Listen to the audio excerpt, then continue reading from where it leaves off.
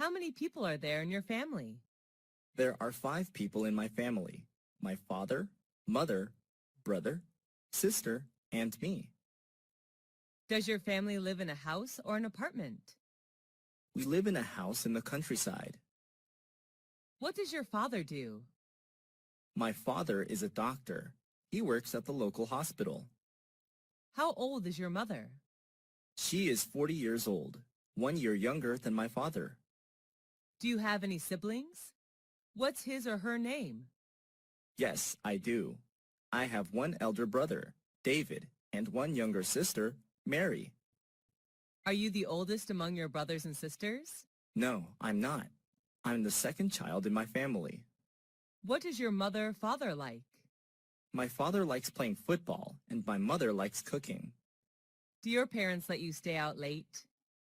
Of course not. They always ask me to get home before 10 p.m. each night. Do you stay with your parents? Right now, no, but I used to.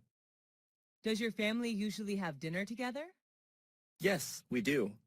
My mom always prepares delicious meals for us.